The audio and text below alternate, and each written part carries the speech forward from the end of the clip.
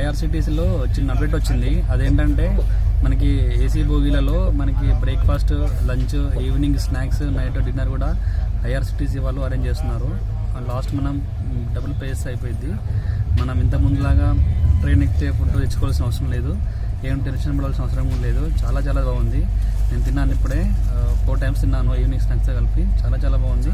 So మీరేం tension పడద్దు. The latest update in IRCTC.